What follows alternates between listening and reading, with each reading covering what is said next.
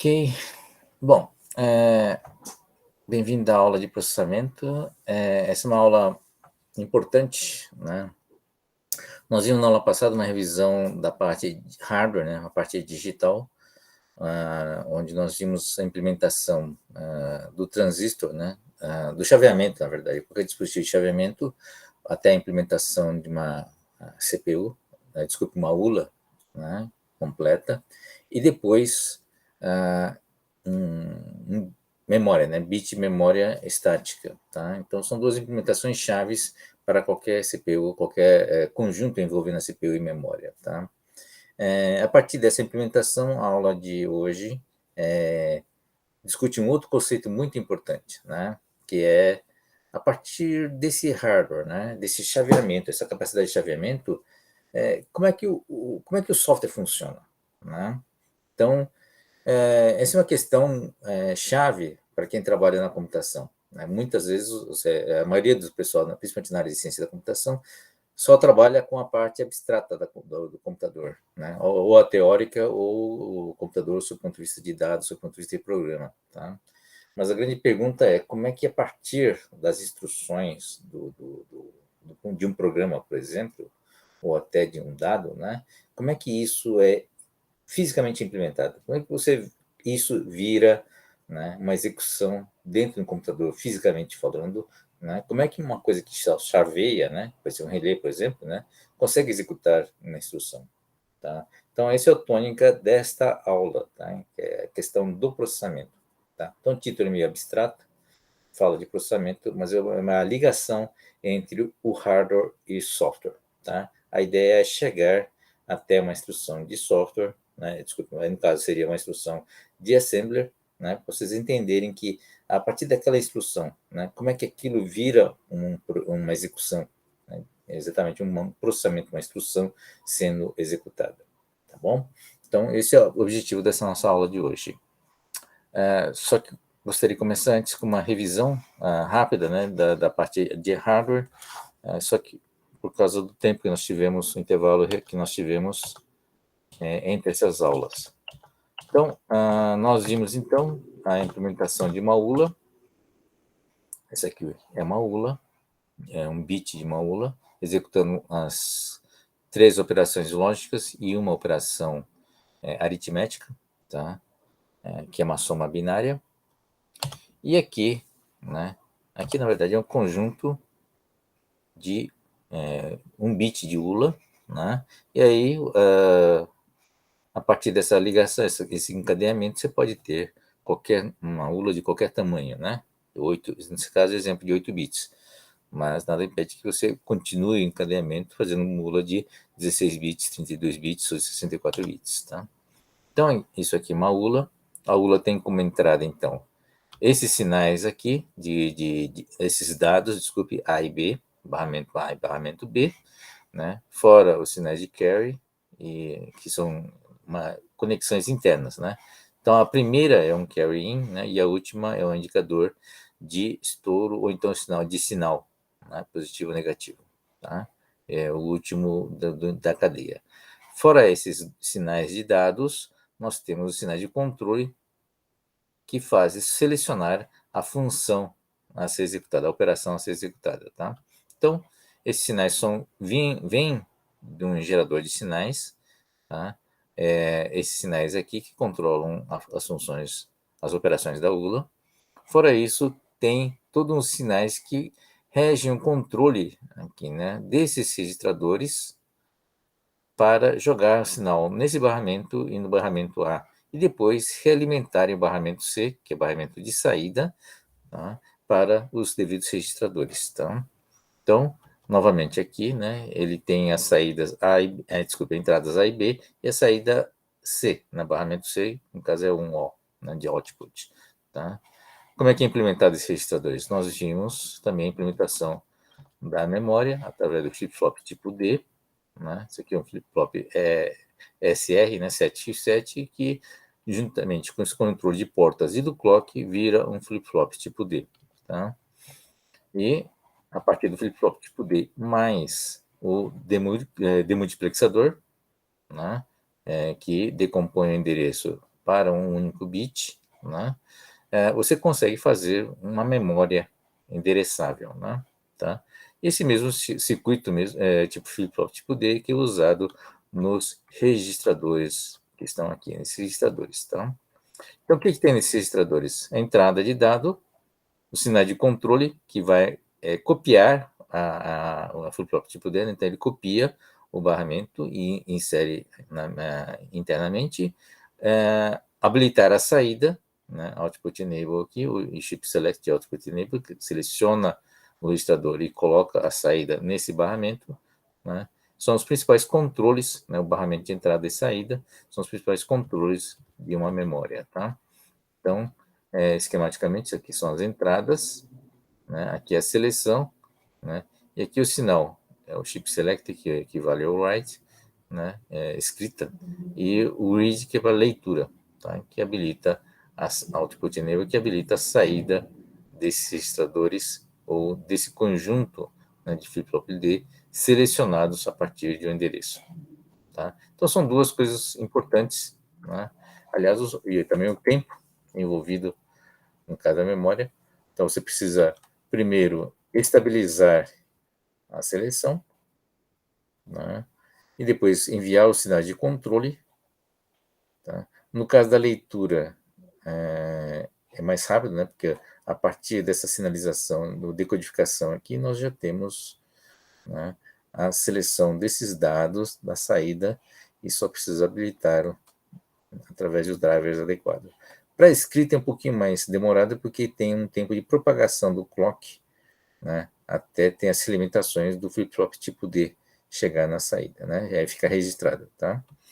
Então, em termos de tempo, né, diagrama de tempo, você precisa pôr o endereço primeiro, né, e depois vir um sinal de leitura ou escrita, né, e depois ter os dados disponíveis, né, no caso de uma leitura, aqui é um comando de leitura, até a memória pegar os dados e colocar na saída e estabilizar. Então, esse é chamado de tempo de acesso, tá? Onde você tem, a partir do sinal do comando, né, o dado estável, pronto para ser lido pela CPU. Tá? Esse é o timing da memória. Tá bom? Então, são essas informações que vêm do hardware. E no processamento da CPU, nós vamos ver qual é, né, como é que é gerado esses sinais aqui. Tá? Então, o X da questão era como é que se gera esse sinal que permite que a instrução seja executada. Tá bom? Então, essa caixa preta, né, na verdade, caixa cinza, é conhecido como um microprograma. Tá? Então, o que é um microprograma? No fundo, é só uma memória tipo ROM, ou seja, vem pré-programada, né? Já vem com os dados gravados de fábrica, tá? Então, como é uma memória, o que ele tem? Uma memória só de leitura. Então, você não precisa de sinal de controle para fazer o acionamento da memória, tá? Ele é só para ler. Então, se você põe a entrada, que são os endereços, né, da posição da memória, ele vai jogar diretamente na saída os sinais que estão gravados, tá? Então, o que é o microprograma? É um conjunto de informações, de sinais pré-gravados numa memória ROM, tá? Então, o que faz esse sistema todo funcionar, tá? Primeira coisa, são os sinais, né? Todos os sinais, que são, no fundo são zeros e uns, que saem diretamente desse chip de memória. Na verdade, não é um chip, né? Ele já está dentro do chip, na verdade, tá? É uma parte da CPU responsável pelo controle de todos os sinais, tá? E é uma memória ROM, tá? Uma memória pré-gravada, onde ele vai gerar todos os sinais, tá? Como são muitos sinais aqui, tá? Não só os sinais de operação da Lula, né? Da ULA, desculpa, mas tem controles, todos os sinais de controle do acumulador, registrador de dados e outros registradores especiais, que a gente vai comentar hoje, né? Então, quais são os sinais de controle? É de ler, né, copiar do barramento C e escrever no barramento B, né, no caso, o acumulador está ligado diretamente no barramento A, fora os sinais aqui, né, que fazem interface com memória. Esses são registradores especiais que têm acesso ao barramento externo. Tá? O que é isso? Em vez de ter acesso somente aos barramentos de entrada internos, eles têm outros barramentos, têm acesso a outros barramentos. Né? Então, basicamente, são registradores que têm várias entradas. Né? Você pode selecionar as entradas ou as saídas deles diretamente para os pinos, né, do chip desse processador. Tá bom? Então, todos os sinais de controle, tá, é gerado por essa memória ROM que contém o microprograma. A gente chama de microprograma, mas na verdade é uma sequência, né, de sinais pré-gravados. Tá? Então, como são muitos sinais, normalmente essas saídas aqui são largas, tá? Não é 8 bits de saída, nem 16, costuma ser mais de 30, né? Pelo menos, né, os processadores mais simples têm de 30 a mais, né? No fundo, são centenas de sinais que são jogados, tá? Para comandar. Esses registradores aqui não são de dados, por exemplo, costuma ser centenas de registradores, tá? Então, todo esse controle é gerado por uma única memória, tipo ROM, tá bom? Bom, e a questão fica, bom, quem que gera, então, os endereços? Tá? E aí que está o grande segredo, né? Quem gera o endereço só é a própria instrução do assembler. Então, o que é uma instrução de assembler? É uma instrução, é uma sequência de bits, né? Então, se você tem uma instrução de 8 bits do assembler do processador, então você tem 8 bits, que serão 8 bits endereços aqui do microprograma. Tá?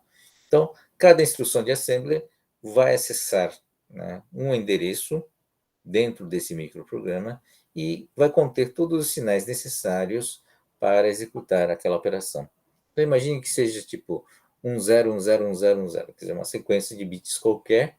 Esses bits vai para o seu endereço, vai para a memória, o endereço da memória ROM, tá? E a ROM vai gerar os sinais, todos os sinais necessários para executar essa operação, tá?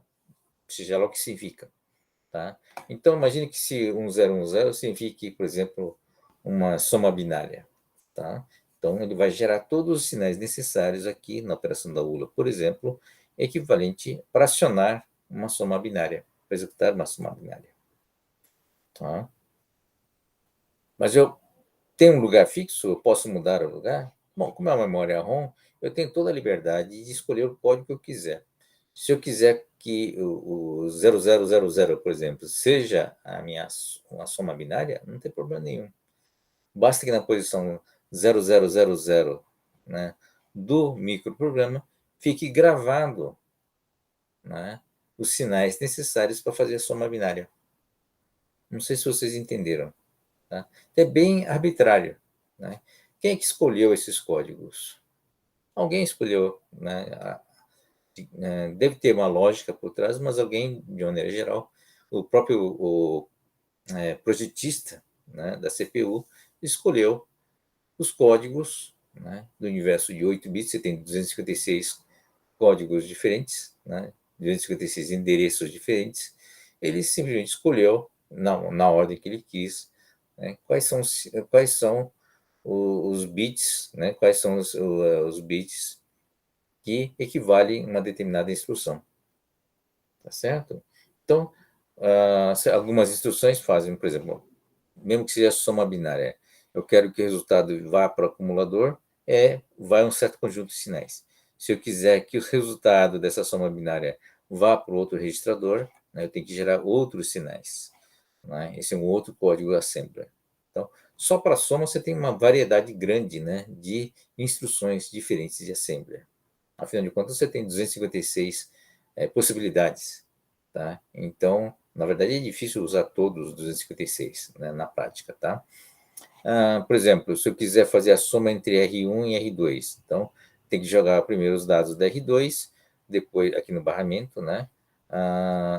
O R1 não dá, tá? Então, por exemplo, jogo a soma entre R1 e R2. Eu jogo o R2 aqui no barramento B, né? Eu somo com zero, deixo zerado aqui o acumulador, tá? Eu tenho controle de sinal. Aqui o controle do acumulador não é só do acumulador, né? Eu posso colocar todos os bits do barramento A, né? Nada é o controle do barramento A, como zero ou como ou então ter uma retenção dos bits, tá? O acumulador é um pouquinho mais sofisticado. Então, eu somo tudo com zero, para quê? Para eu ter o conteúdo do R2 aqui no B. Tá? E aí jogo, né, esse resultado aqui. Se eu somar com zero, não vai acontecer nada, né? Tá? Eu faço com que o acumulador copie, né, o conteúdo do barramento C. Portanto, o que eu fiz? Eu transferi o conteúdo do R2 para o acumulador. E aí coloco o R1 aqui nesse barramento e eu consigo fazer uma operação de soma entre R2 e R1. R2 está no acumulador e o R1 que eu coloquei aqui no barramento B. Tá certo? E eu posso colocar esse resultado, por exemplo, no R3. Né? Aqui não está representado todos os registradores. Tá? Então, toda essa sequência de instruções, tá, é possível ser comandado por esse microprograma. Mas tem um detalhe, né? A gente reparou que o microprograma tem que ter passos. Né? A gente viu aqui, por exemplo, mesmo que seja uma soma simples entre o conteúdo do acumulador e o R2, eu tenho que fazer isso em etapas, né, pré-determinadas. Quer dizer, o sinal não é um único sinal apenas, esse conjunto de sinais. É uma sequência de sinais. Tá? Então, vamos supor que eu vá somar, tem uma instrução de assembler que vem aqui, que queira somar o conteúdo do acumulador com o R1, por exemplo. Tá? É uma soma binária, né? O que tem que fazer? No primeiro instante, você tem que pegar o conteúdo do R1 e jogar aqui, certo? Tá. Então, tem que vir primeiro o comando do R1 aqui, né, o controle aqui, para fazer com que o R1 jogue o conteúdo aqui. Tá? No segundo instante, eu tenho que fazer com que essa operação, né, estabilizando A e B, eu tenho que comandar. Né? Aliás, no instante que você faz essa cópia, você tem que já liberar o acumulador para que ele possa colocar os seus valores aqui no ar. Bom, no segundo passo, eu tenho que fazer com que essa operação aqui, né, seja a operação de soma. Então, vai colocar todos os sinais adequados aqui para que a ULA execute uma soma binária. Certo? Terceiro, né, instante, eu vou ter que esperar um terceiro instante, porque a saída aqui não é instantânea. Tá? Eu vou esperar o resultado sair no C, ou seja, no terceiro instante, eu sei que o resultado está disponível no C, e aí eu vou fazer uma cópia desse resultado em algum lugar, tipo acumulador. O acumulador normalmente serve para ele registrar os valores intermediários. Né? Tá? Então, a vantagem do acumulador é que você tem acesso direto ao barramento numa das entradas. Né? Então, no terceiro instante, eu tenho que fazer com que o acumulador copie os valores do C para dentro. Tá? Então, vocês viram 3 etapas. Né? Quem controla esses sinais, né? Quem gera esses 3 sinais diferentes em 3 tempos diferentes? Tá? Se minha instrução de assembler, né, é um byte só. Tá? Então, por isso que a MPC, esse endereço aqui, na verdade, não é só 8 bits. Tá? Tem 2 bits a mais. Ele gera, no caso de um processador, nesse caso é um processador simples, né, um processador didático de 8 bits, tá? Está usando apenas 2 bits a mais, então não é 8 bits de endereço, ele tem 10 bits. Esses 2 bits adicionais é um contador. Tá? É um contador que ele funciona com o clock do externo.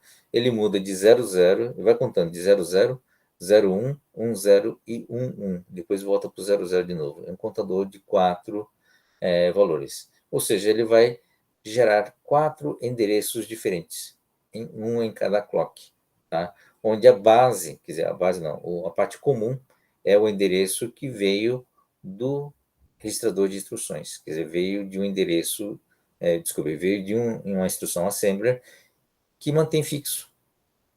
Tá? Então você tem a instrução do assembler, que é fixo, e mais 2 bits que ficam mudando com o clock. Com isso, ele vai gerar 4 sinais diferentes, né? Uma em cada tempo. A gente chama isso de quadratura. Tá? Então, cada clock, cada vez que vem um clock, ele vai mudar, né, vai mudar o endereço, que está aqui, o MPC, tá? Tem um contador, tá? E vai gerar 4 tipos de sinais diferentes. Ou seja, os sinais necessários para fazer, né, esses dados fluírem, né, tá? Em 4 estágios diferentes, a gente chama de 4 quadraturas diferentes, tá bom? Então, é isso que a gente vai explicar nessas próximas transparências. Então, alguns conceitos são importantes. Primeiro conceito, você tem uma memória ROM, tá?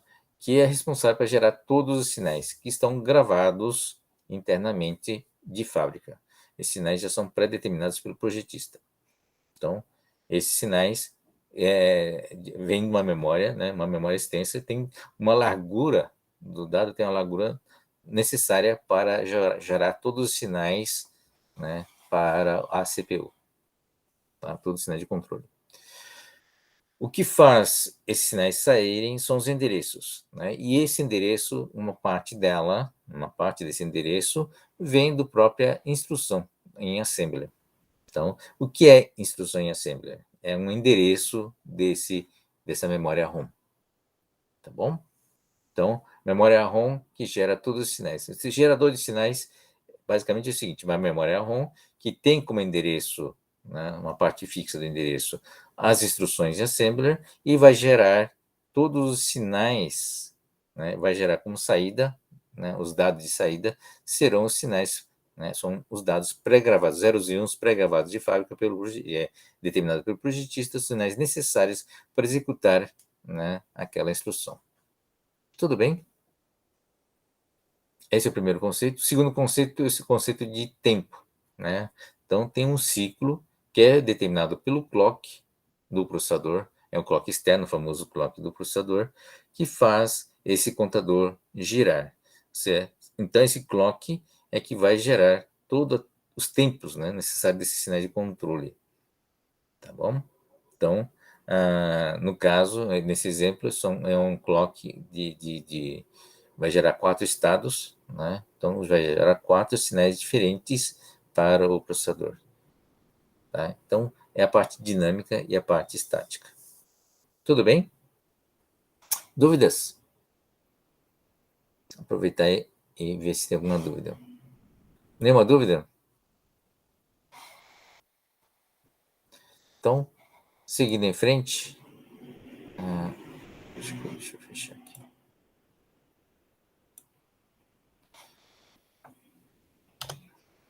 Tá? Então, esse é o memória estática, né? É o ROM. Tá? Esses são os sinais, tá? São os bits, que são os sinais de controle. Nesse exemplo aqui, a massa de 36 bits, normalmente, para um processador relativamente simples, é mais que suficiente. Tá? Desses, nós vimos aqui, ó, tem pelo menos 6 sinais aqui, que são sinais específicos para ULA. Né? O F0 e F1, que controla a operação, né? A habilitação do A e B, inversão do A, INC, todos são sinais que alimentam as operações da ULA, tá?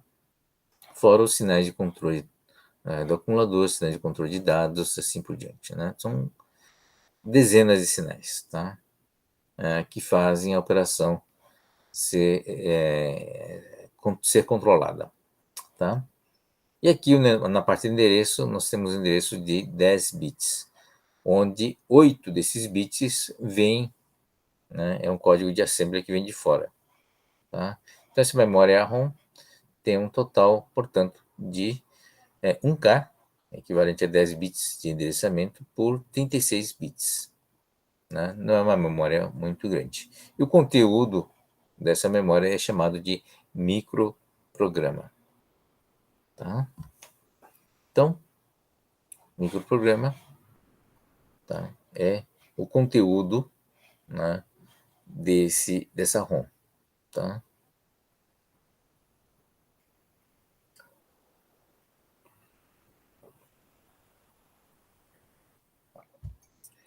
Esse endereço é chamado de MPC, né, ou Microprogram Counter, é o contador de microprograma.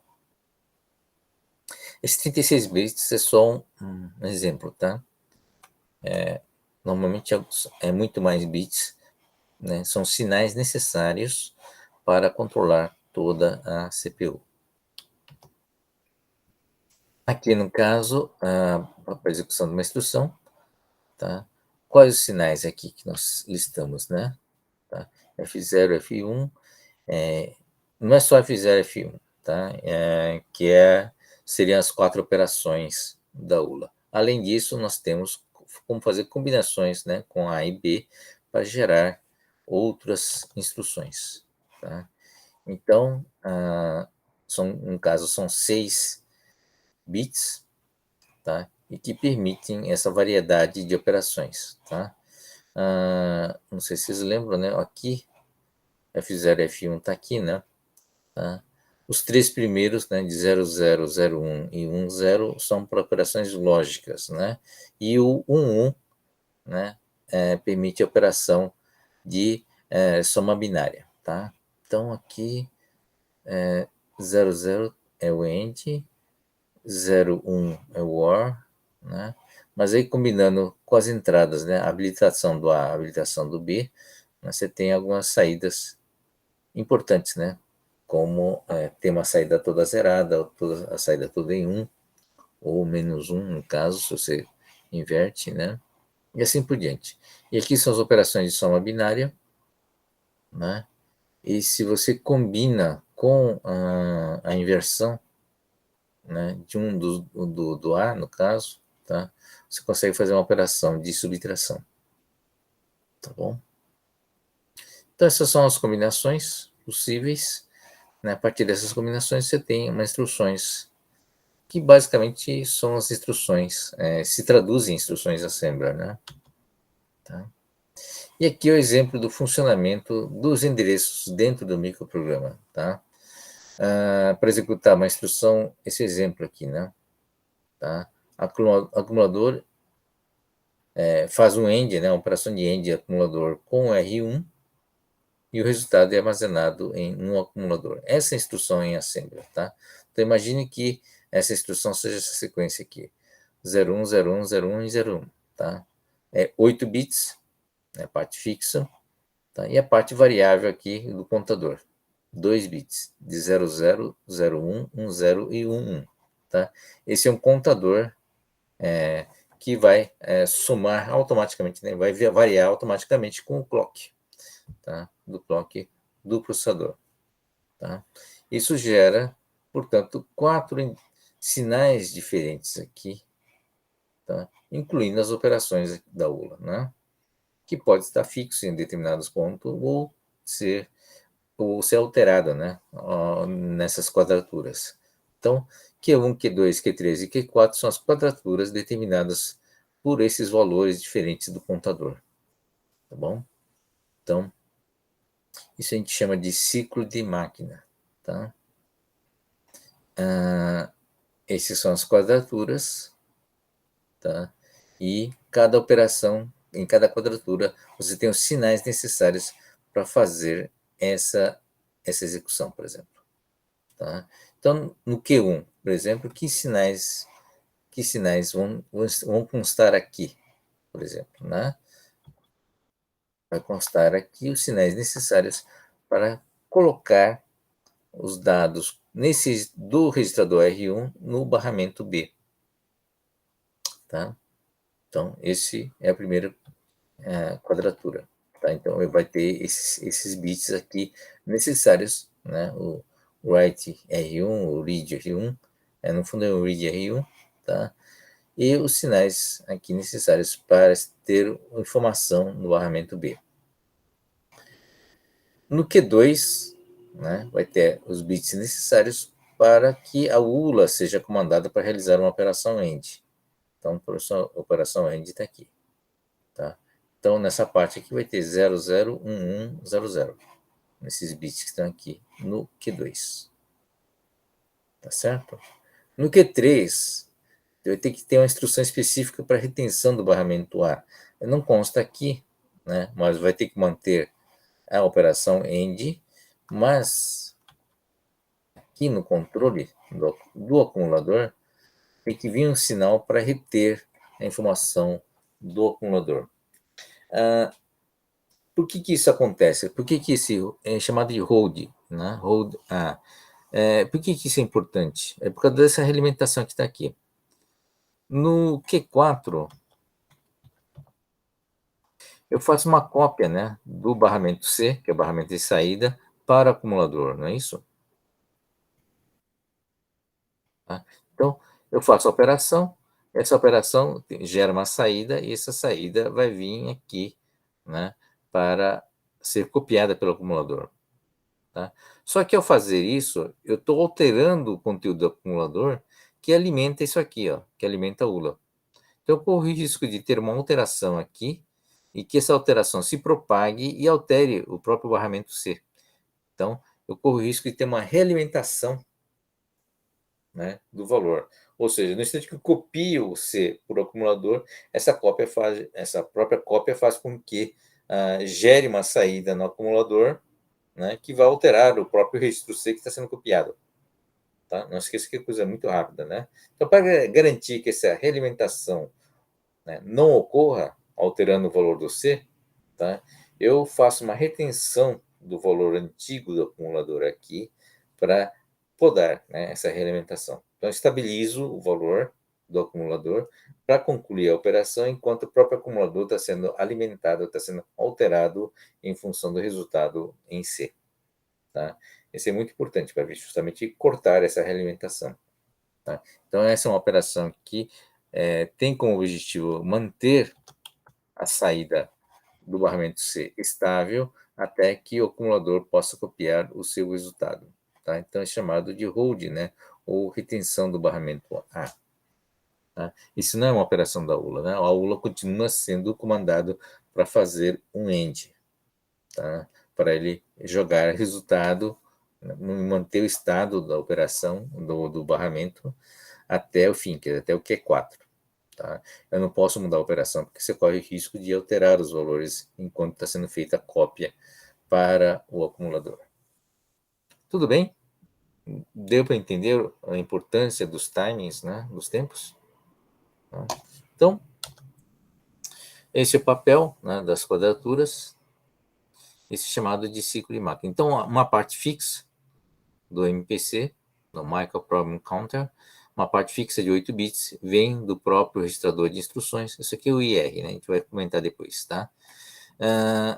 Chama Instruction Register, registrador de instruções. Ele vai alimentar uma parte fixa do MPC e as 2 bits que faltam para completar os 10 bits vêm de um contador que é acionado pelo clock, né, do processador.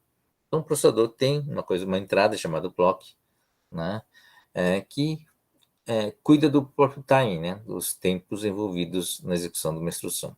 Tá? Você deve ter visto já nos processadores antigos que quanto maior o clock, maior o desempenho do processador. Não é isso? Vem daqui. Tá? Quanto mais veloz é o clock, mais rápido você consegue executar a instrução. Tá? Então você tem mais ciclos em um determinado intervalo de tempo. Tá? Então, esses ciclos todos, esses tempos todos de cada quadratura compõem uma coisa que a gente chama de ciclo de instruções. Desculpe, ciclo de máquina, né? Da instrução. Tá? Esse é o ciclo de máquina que contém as 4 quadraturas até retornar ao 00. Tudo bem? Então, esse é o diagrama maior, né, envolvendo o ciclo de instrução. Então, isso aqui é ciclo de máquina, né? Isso aqui é um ciclo de máquina. Para executar a instrução inteira, né, eu preciso de vários ciclos de máquina. Tá? Por quê? o processador, para poder executar a instrução, além da instrução, ele precisa fazer uma série de coisas, né? Principalmente envolvendo a memória externa. Para executar a instrução, ele precisa trazer a instrução para dentro do processador. Ou seja, ele precisa ler a instrução. Tá? E esse processo de leitura da instrução, né, faz parte do ciclo da instrução. Tá? Então, você gasta um ciclo de máquina só para fazer a leitura, né, da memória para o processador. Tá? É chamado FET. Né? FET é um nome específico que faz com que significa o seguinte, que significa que o processador está lendo uma instrução da memória, está trazendo da memória para dentro do processador, né? Especificamente dentro do IR, Instruction Register. Tá? Ele precisa fazer isso para poder fazer a execução. Tá? E depois que fez o fetch, ele precisa dar um incremento no problem counter, que é um outro registrador responsável para apontar qual é a próxima instrução. Tá bom? Dúvidas? Tranquilo, então? Então, cada um deles envolve um ciclo de máquina, tanto fetch, a instrução é executada no meio, né? Tanto o fetch como o incremento do problem counter envolve um ciclo de máquina, tá? E o total desse ciclo de máquina, né, necessária para executar uma instrução é chamado de ciclo de instrução. Tá? Então, o que é um ciclo de instrução? É um conjunto de ciclos de máquina necessários para a execução de uma instrução. Então, dentro do ciclo de instrução necessariamente vai ter um ciclo reservado para a leitura da instrução, fazer o fetch, e um ciclo para incrementar o problem counter, né, o incremento para apontar a próxima instrução. Tá bom? Bom, em resumo, né, esse é o papel do microprograma e esse é o papel, né, do diagrama de tempo do processador. Dúvida, gente? Alguma dúvida aqui? Uma pergunta importante, né? Vocês já sabiam disso aqui ou não? Eu já tinha aprendido em sistemas digitais, talvez?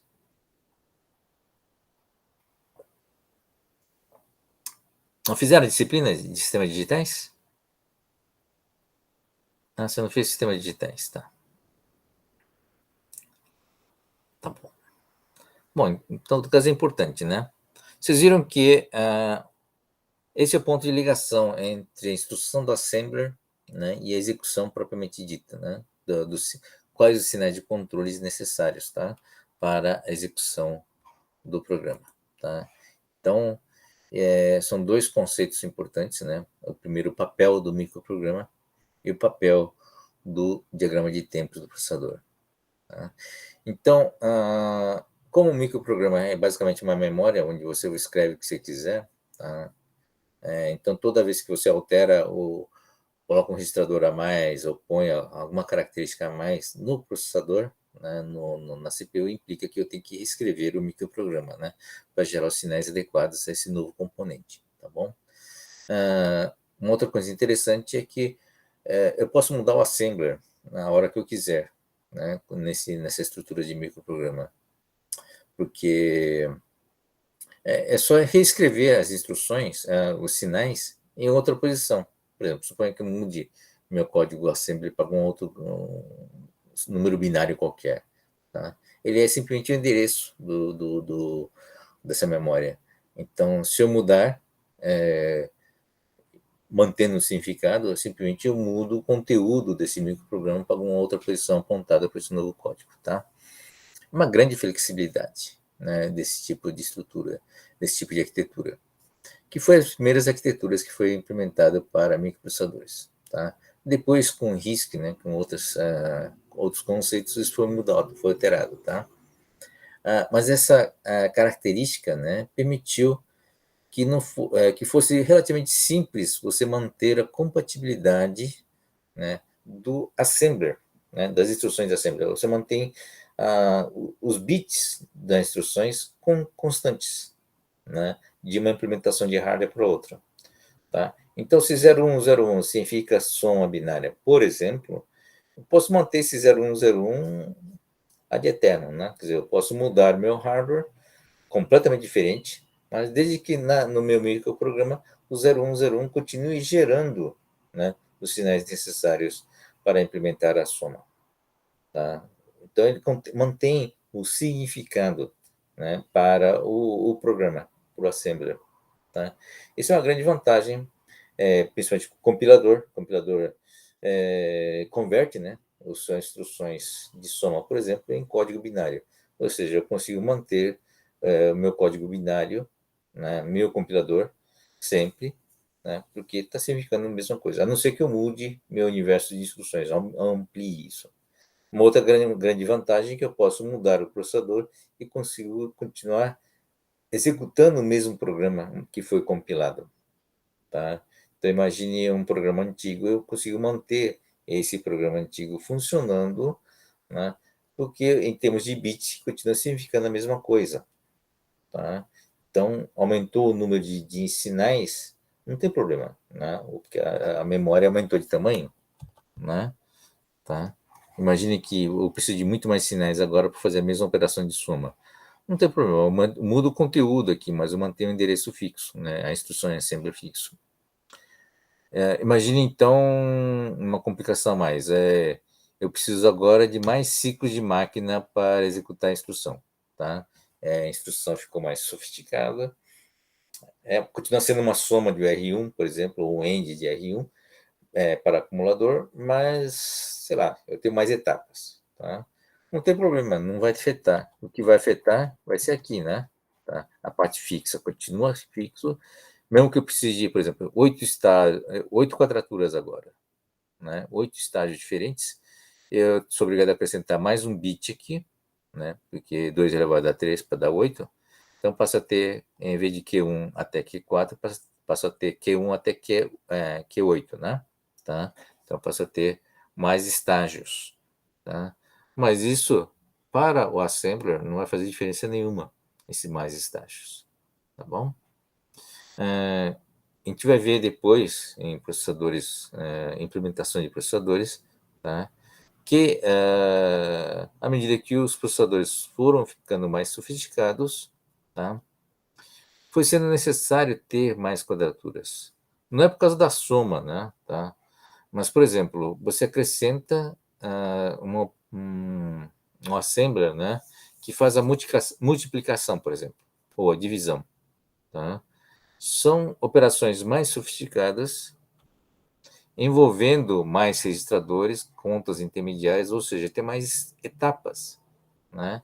O dado fica girando aqui em várias etapas para executar a multiplicação. Como isso aqui é fixo, tá? Eu não tenho como mexer essas quadraturas, tá? Ou seja, esses tempos são fixos. Então, mesmo que a soma continue só precisando de 4, né? Se a multiplicação precisa de 10 estágios, por exemplo, tá? E isso está sendo incorporado, né, justamente com isso, a multiplicação impõe que todas as demais instruções de assembly passem a ser também, né, necessário 10 estágios. Ou seja, mesmo que não seja necessário, acaba usando 10 estágios, porque isso aqui é fixo, né? Esse ciclo de máquina é fixo. Tá? Então, esse é um custo, né, que você tem que balancear. Tá? Então, eu vou precisar de mais clock para executar uma operação que antes precisava de menos clock. Tá? Em compensação, eu consigo fazer contas mais sofisticadas com multiplicação numa única instrução de assembly. Tá? Então, expandir a funcionalidade do assembler tem esse custo. Tá? O custo de você fazer com que todos paguem. Tá? É por isso que há uma tendência, né, de você ter uma gestão rigorosa daquilo que a assembly deve fazer.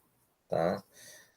Esse é um dos objetivos de várias filosofias, inclusive, né? Tá? De reduzir a complexidade das instruções para justamente poder otimizar esses tempos.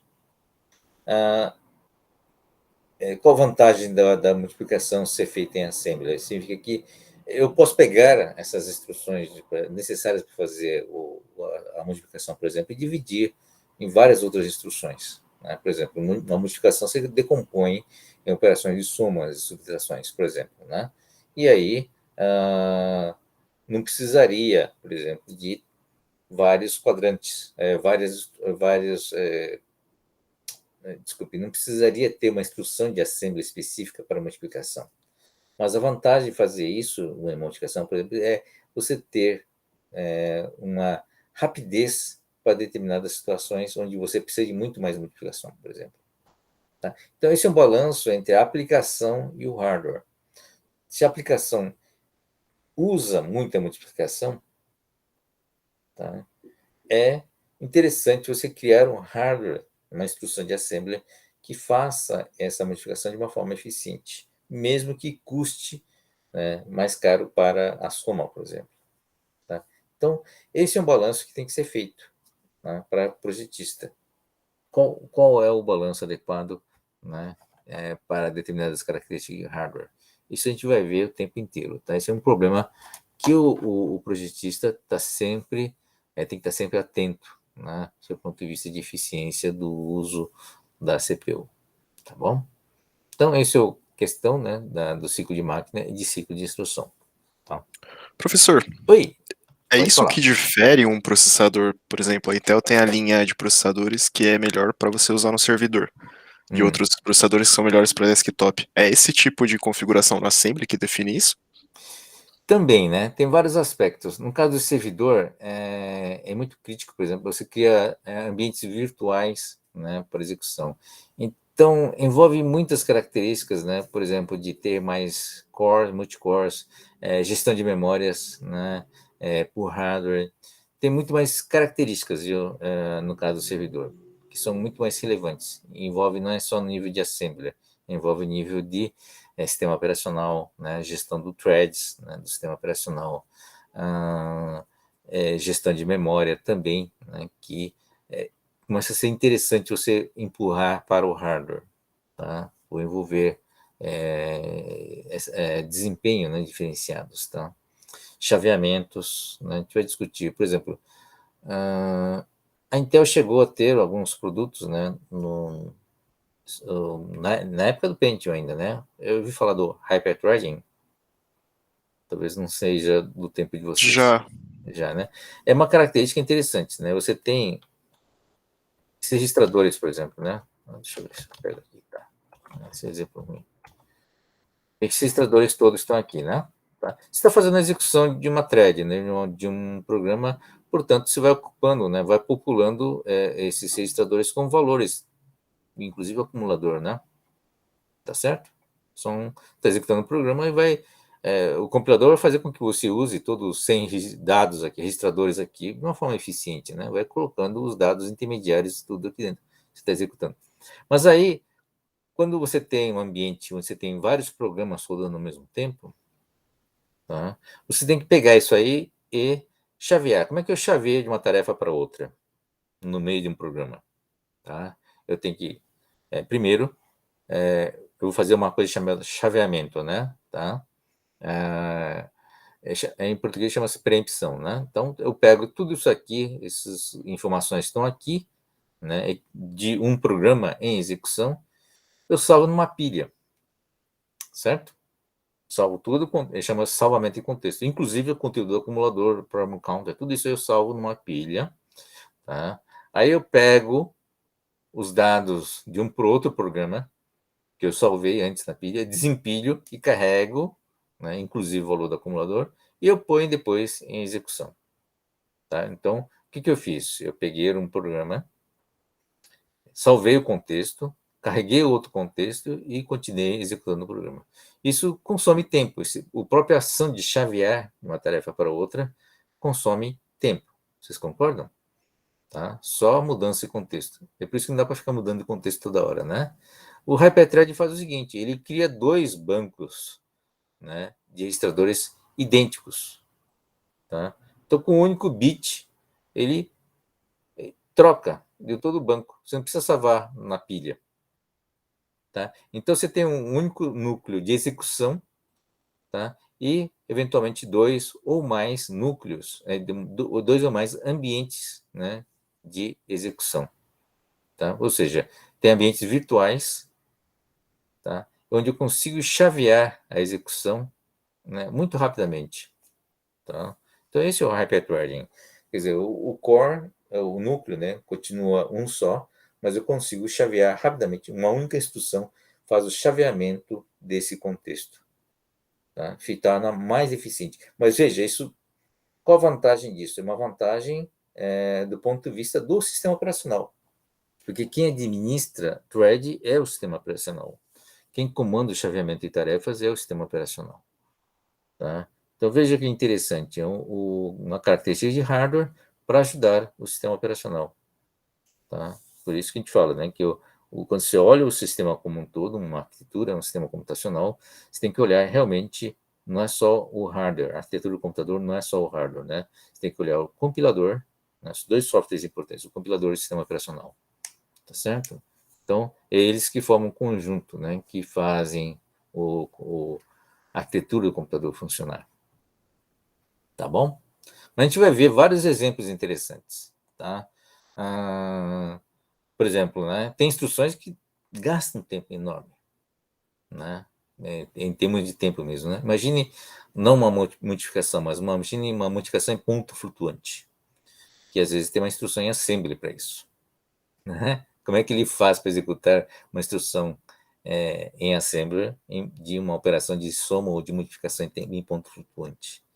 Tá? Então, a gente vai ver todos os truques aqui. Né? Eu estou usando uma coisa chamada superescalar, está usando uma coisa chamada pipeline, né? Que a gente vai ver os detalhes mais à frente, né? Quando entrar nesse nível. Tá? Então, respondendo essa pergunta, né? Servidores, às vezes, tem a parte core, que tem que executar a mesma instrução, ou seja, o assembly é o mesmo, tá? Mas você tem que criar ambientes, né, de operação diferenciados. É por isso que processadores que envolvam servidor, tá? Envolvam para execução do servidor, tá? A diferença não está, às vezes, aí dentro das características do assembly, mas está na característica de arquitetura, por exemplo, né? No hyperthreading, ou então num ambiente multicore. A gente vai ver isso quando falar de memória cache. Tem diretamente a ver com memória cache, tá? Então, os processadores de servidor, às vezes, não tem algumas coisas sofisticadas de arquitetura de uso geral, mas, por exemplo, tem memória cache L2 ou L3 que permitem, né, um ambiente multicore, de vários cores rodando ao mesmo tempo. Tá? A gente vai ver mais à frente também. Tá bom? Beleza. Desculpe, eu respondi jogando o programa para próximas aulas, né? Mas é para vocês assistirem a próxima aula também, tá? Tá bom. Legal. Mas é importante, tá? Essas perguntas. Execução da instrução, tá? A gente viu o papel do microprograma, né? E os tempos, né, envolvidos. Tá? Então, o ciclo de máquina, tá? Que comanda os tempos básicos, e o ciclo da instrução. Então, vamos ver, né, um papel importante também agora, né, da execução da instrução, que a gente não viu até agora, que é a terceira fase. Né? Tá? A primeira a gente viu o papel do microprograma, que é o do gerador de sinais, o segundo, que é o diagrama de tempos, e o terceiro é o acesso à memória, tá? Os tempos envolvidos no acesso à memória. A gente viu na revisão, né? Eu fiz questão de dar um destaque, né? Na revisão da lógica digital, né? Quais os tempos envolvidos no acesso à memória, tá? Então, só para vocês lembrarem que eu falei bem no começo das aulas, dessa disciplina, né? Que processamento envolve um par casado. Envolve um par casado entre um chip de memória e o chip de processador. Tá? Então, não se esqueçam, processador e memória trabalham juntos para fazer a função de processamento. Então, não dá para desacoplar os dois. Tá? Processamento não é só CPU. Tá? Processamento é CPU e memória. Tá bom? Então, acesso à memória, né?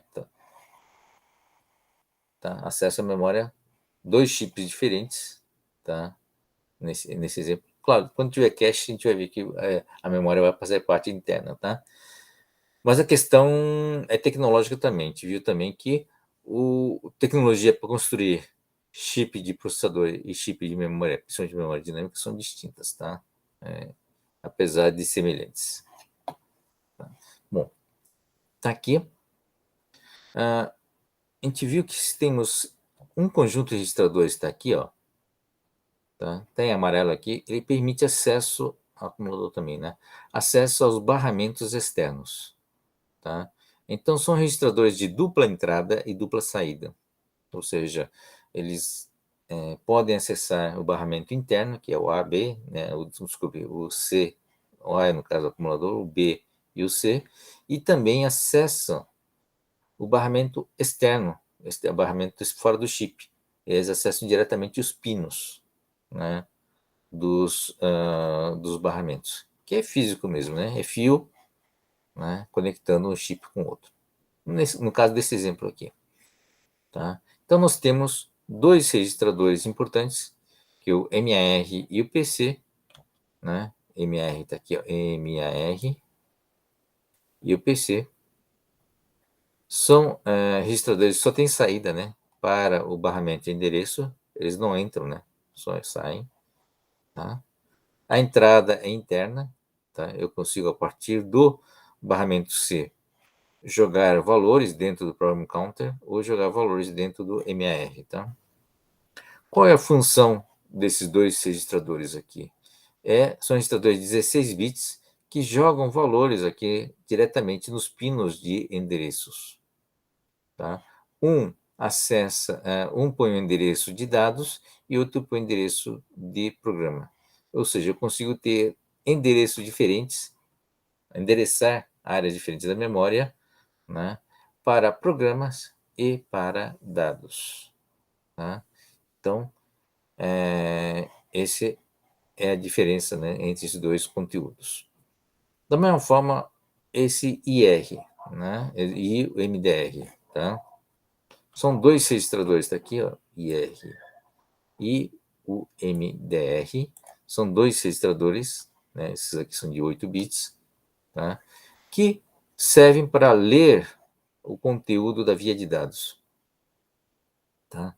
Só para ler no caso do IR, mas no caso do MDR ele pode ler ou escrever, tá? Ou deixar um valor aqui na via de dados. Tá bom?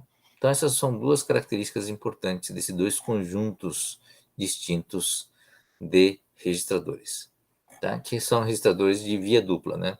Eles acessam pinos diretamente, né, ligados ao barramento externo do processador, barramento que liga o processador e a memória, e também ligam os barramentos internos da CPU.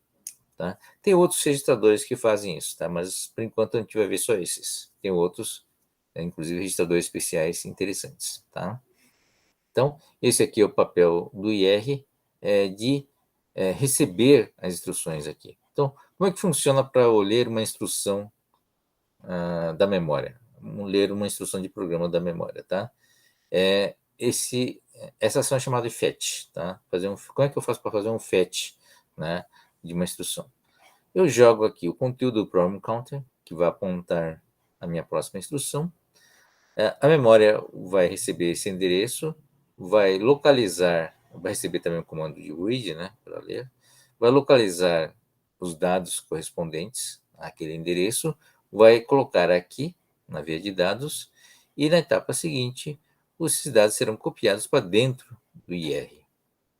Tá? E uma vez dentro do IR, a gente sabe o que ele vai fazer, né? Vai pegar, transferir para o MPC, né? Que é o Micro Program Counter, tá? Que vai acessar diretamente a memória ROM. Tá? A memória ROM do microprograma que vai gerar todos os sinais daquela instrução. Tá? Então, dessa forma, os bits das instruções vêm aqui dentro do IR.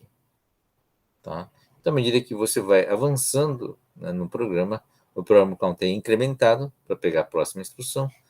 Ele vem, a próxima instrução é lido aqui, tá? E executado. Tá? E assim o programa vai andando. Vai andando até encontrar, por exemplo, uma instrução de salto, um jump. Né? O que é uma instrução de salto? Ele vai pegar o conteúdo do próximo endereço, né, do salto, ou seja, o novo valor de problem counter. Internamente, você vai alterar o conteúdo, né? A própria instrução vai chegar, vai jogar aqui para copiar o novo valor do problem counter e depois, no próximo ciclo de instrução, tá? Ele vai começar a ler as instruções de um outro local, um outro valor de problem counter. Tá? E assim funciona o jumper, assim funciona o if. Tá? Dependendo do valor do if, ele pode ir para um valor de problem counter ou então não alterar o problem counter. Tá bom? Isso para o programa. Para os dados, né, é a mesma coisa. Tá? O MR põe o endereço que está aqui. Quem que põe o valor do MR? Por exemplo, se eu quero ler a variável A e está no endereço tal, tal, tal, tá? É o meu próprio programa que vai colocar o endereço, né, correspondente a essa variável A aqui dentro do MR. Aí eu vou comandar uma leitura, tá? E o valor do A vai vir aqui dentro, no MDR. Se for o contrário, né, eu quero escrever, né, na posição, desculpa, equivalente à variável C. Né? A variável C está no endereço tal. Então, eu coloco aqui o endereço da variável C, tá? Eu coloco depois o conteúdo que eu quero colocar na variável C, e eu mando um comando de write, né, que é escrever. Tá? Então, o endereço está aqui, esse endereço vai para a memória vai selecionar o estador correto e vai copiar o conteúdo, né, da via de dados nessa posição, né, no flip-flop tipo D dessa posição. E assim eu escrevo, tá bom? E assim funciona essa relação entre CPU e a memória e entre os registradores especiais da CPU e a memória, fisicamente falando, tá bom? Dúvida, gente? Então, execução de uma instrução, ele começa sempre com uma fetch, né? Que é a leitura de uma instrução na memória. Fetch, o que é? Ele joga o conteúdo aqui do program counter no endereço, tá? Tá aqui a sequência de instruções. Então, se eu vou executar o C1, o endereço vai ser 0010. Vai ter 00 e 10 aqui dentro, que vai apontar aqui, e esse conteúdo do C1 vai ser colocado aqui, né? E esse valor vai chegar no IR. Tá? Então, quais são as etapas aqui? Lembra do mapa do diagrama de tempos da memória? Então, primeiro eu tenho que colocar o endereço, não é isso? Depois eu tenho que colocar o comando, vai esperar uma quadratura para a instrução chegar, quer dizer, os dados se estabilizarem aqui, é o tempo de acesso, né? O tempo de acesso da memória é o tempo necessário para que, a partir do comando de leitura, eu consiga ter uma instrução, uma sequência de bits aqui de dados, e depois que estabilizou aqui, eu tenho como copiar aqui dentro, né, o valor do barramento no IR. Então, esse é o diagrama de tempos. Tá? Em termos de quadratura, na etapa do fetch, né, veja, tem os 4 estados aqui do fetch, tá?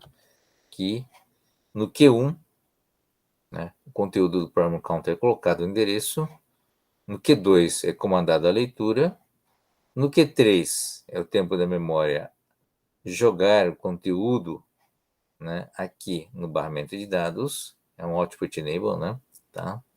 E no Q4, né, que a gente espera que Q3 seja suficiente para que os dados sejam estabilizados, e no Q4 eu copio o conteúdo do barramento, né, conteúdo físico que está aqui, né, no meu registrador IR. Tá bom? Então, essa é a forma, né, da relação entre processador e memória, né, onde é feito um fetch. Tá? A execução da instrução nós já vimos, né? Tá? As quadraturas aqui sendo colocadas. Aqui dentro do MPC, uma parte fixa é a própria instrução em assembly que veio da memória. né, que é a sequência de execução internamente nos tempos aqui, né, dado pelo clock, as 4 quadraturas, né, o sinal de read do R1, a operação end aqui da praula, o hold, né, e o write no acumulador, né, eu escrevo, é copiar do C. E, finalmente, né, depois que eu executo uma instrução, eu tenho que incrementar meu program counter. Aí eu tenho que usar novamente a própria ULA para fazer isso. Tá? Então, mesmo processo onde você tem que bloquear o acumulador, tirar o acumulador da jogada, né? No fundo você coloca um 0 aqui. Program counter vai colocar aqui o seu conteúdo aqui no B, tá? A ULA faz o incremento, a operação de incremento aqui, e depois copia o conteúdo aqui para o program counter. Mas não se esqueça que o program counter são 16 bits, e a ULA faz um bit só, tá? Desculpa, 8 bits, né? Então, normalmente, ele está fazendo uma operação em cima do byte menos significativo do program counter. Tá? Então, fazendo um incremento no byte menos significativo. E depois, se houve um estouro, ele vai gastar mais um ciclo, na verdade, para incrementar a parte mais significativa, né, do program counter. Então, eu estou somando sempre 8 bits, né, do program counter. Quando chega no limite, quer dizer, quando há um estouro, não se esqueça de ter um bit carry, né, tá, que indica o estouro. Tá? Eu pego esse estouro e faço mais um ciclo de soma, incrementando os 8 próximos bits, né, do program counter. É uma soma de 16 bits, tá bom? Tudo bem? E isso completa, né, os 3 ciclos de máquina necessários para o ciclo de instrução. Então, você tem uma coisa chamada ciclo de máquina, que é fixo, e um ciclo de instrução que pode ter um tamanho variável. Tá? Dependendo da instrução, eu preciso de mais etapas, mais ciclos para complementar. Mas o ciclo de máquina é fixo, tá? Não dá para mexer. Tá? Tem ciclos. Esse aqui é um ciclo de máquina mínimo, né? Considerado mínimo, que são de 4 estágios, né? 4 quadraturas. Mas tem processadores. Agora não lembro mais, né? Não sei se da AMD. A AMD acho que tinha 9, ou era a Intel que tinha 9 quadraturas, umas coisas estranhas, né? Não tem problema ter um número. Veja, a quadratura é um número muito importante, né? O número de estágios, tá? Então não tem problema você ter um número quebrado. Mas chega no 9 e volta para o 0 de novo, né? Então não há um problema físico nesse caso, tá? E não afeta o assembler, porque o assembler tá fora, né, das quadraturas, do timing dos endereços, tá? Aqui, ó. É isso aqui, tá? Então, eu posso ter vários estágios, não necessariamente número binário. Então, como é que você pode fazer um projeto bom? Um projeto bom de processador é um projeto que você realmente consegue distribuir bem, usar bem essas quadraturas, né? Para otimizar ao máximo. A gente vai ver as técnicas envolvidas nesse processo de otimização, tá? Resumindo aqui, tá? O ciclo. Isso aqui é instrução em assembly, tá? Isso aqui a gente chama de mnemônico, né? É quando você escreve um programa em Assembler, a gente escreve desse jeito aqui.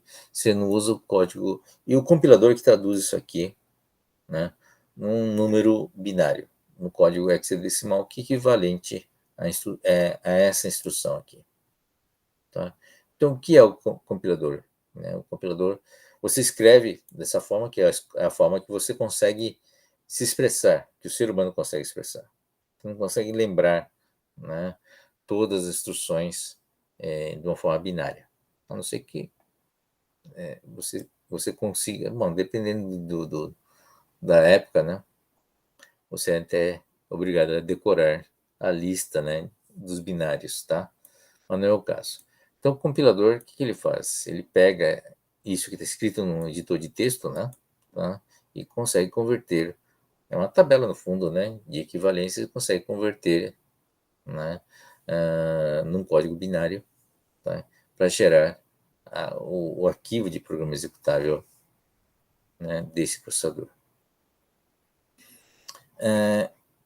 Então, isso é traduzido em um byte único, e a partir desse byte ele gera, né, esses estágios todos.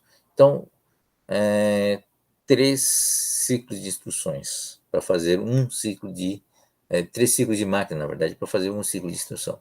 Então, cada ciclo de máquina está aqui. Então, o primeiro é para o fetch, que são essas quadraturas, o que ele faz em cada quadratura. Tá? Coloca o conteúdo do program counter na via de endereços, faz o comando de leitura e a memória vai colocar os dados, né, na via de dados, e depois na quarta quadratura o conteúdo da via de dados vai para o registrador IR. Tá? No segundo ciclo de máquina, tá, a instrução que foi trazida pelo FET é efetivamente executada. Né? Tá? Um acumulador, é feito um AND com R1, né? Então, portanto, eu coloco o R1 primeiro no barramento B. O acumulador é só liberar, né? Então, a ULA faz a operação, é comandada para fazer a operação AND, faz uma retenção do barramento A e depois comanda o acumulador para copiar conteúdo do barramento, né, C. E depois eu faço o incremento do program counter, novamente envolvendo a ULA. Tá bom? É isso. Esse é o ciclo de instrução. Né? E alguma dúvida até aqui?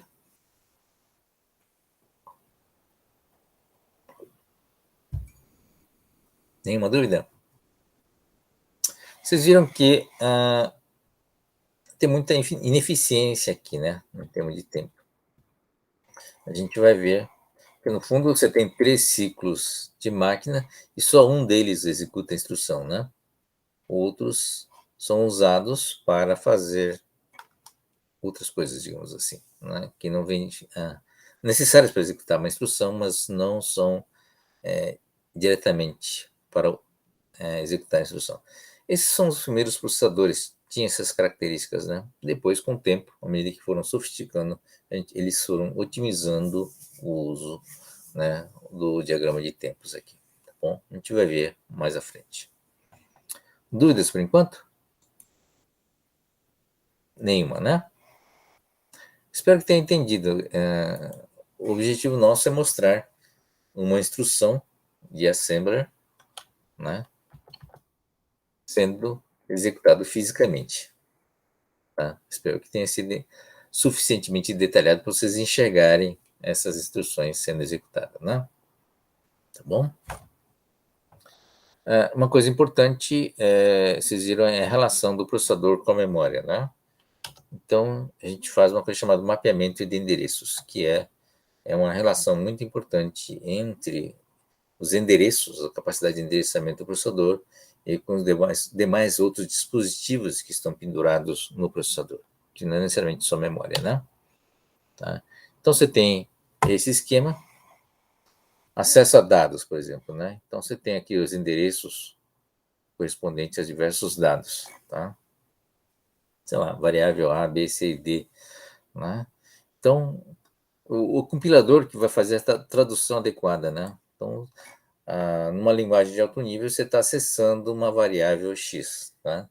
E o compilador traduz essa variável x por esses endereços aqui, ó, 0A, F0, por exemplo, né?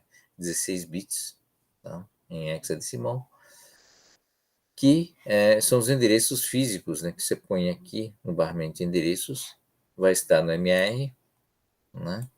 E você vai comandar a leitura ou escrita, né? Tá? Para esse endereço correspondente, onde ele vai copiar ou escrever o conteúdo aqui nesse barramento físico de dados, que vai ser transferido depois, ou copiado ou transferido, né, no MDR. Tá? Então, para a leitura da memória, você coloca o MAR aqui na via de endereços e depois comanda a leitura, espera a memória colocar os dados e depois copia os dados no MDR. Para a escrita na memória, você coloca os dois, né? O MAR e o MDR nas respectivas vias, comanda a escrita, você espera a memória fazer. Né? Veja, para escrever ele precisa de mais tempo a memória, né? Tá? Então, você precisa manter os dados firmes aqui, enquanto o flip-flop, né, o tipo R e o tipo S, vai fazer sua realimentação para estabilizar o conteúdo. Tá? Então, ele usa duas quadraturas para isso. Então, na verdade, depois do comando, né, Q2 usa o Q3 e Q4, inclusive a partir do Q2, para fazer essa estabilização, né, e realizar a escrita. Tá bom? A CPU, no caso, pode acessar outros dispositivos. Né? Então, da mesma forma que ele acessa a memória, ele pode acessar discos, monitores e impressoras, por exemplo. Né? Tá? Normalmente, numa arquitetura de computador, mesmo tipo PC, que já é um pouquinho mais de porte, né? Você tem barramentos separados, né? Significa que tem velocidade diferentes, larguras diferentes, tá? E timing, né? Diagrama de tempos diferentes para cada tipo de barramento, né? As velocidades são diferentes, tá? Nos processadores mais simples, você tem um único barramento, tanto para ler, né, a memória, como também para acessar outras unidades, tipo disco, monitor e impressora. Mas como é que eu faço, por exemplo, qual minha relação, né, com um disco, por exemplo, que é muito mais lento, né, do que uma CPU? Tá? Essa relação, né, e essa comunicação entre CPU e disco, por exemplo, é feita através de endereços a gente chama de buffers, né, ou endereços que simulam memória, é como se fosse uma memória. Então, para escrever num disco, por exemplo, o hardware do disco, você tem um processador próprio para controlar o disco, né? Você tem que controlar o setor, você tem que controlar a rotação do disco, posicionamento do braço, assim por diante, né? Então você tem um processador lá dentro, né? Que faz isso. E também tem memória, tá? A gente chama de buffer, tá? O que são essas memórias? É como se fosse uma memória aqui, tá? E é rápida, né? Então, o que a CPU faz? Escreve, por exemplo, quero que escreva tais dados, né, no setor tal. Então, ele põe todas essas informações, qual o setor,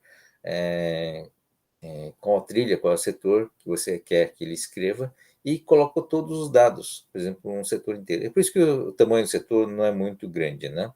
Tá? É sempre um tamanho fixo, inclusive. Então, ele manda escrever, escreve na memória, tem um espaço, né, de um buffer, e escreve 1K. Então, coloca 1K de dados, escreve como fosse escrever na memória, portanto, escreve rápido, tá? E depois vai fazer outra coisa, vai acessar a memória normalmente. A CPU faz isso. Enquanto isso, o disco, né, que já recebeu as instruções e os dados, ele vai ficar cuidando, né, do processo de gravação daqueles dados, né, fisicamente no disco, né, na forma magnética. Tá? Posicionando no cabeçote, vai levar vários milissegundos para fazer isso. Tá? Que é uma eternidade para a CPU. A CPU não precisa ficar parado esperando o disco fazer isso. Tá? Ele escreve no buffer e vai embora, vai fazer outras coisas, né, do programa. Tá bom?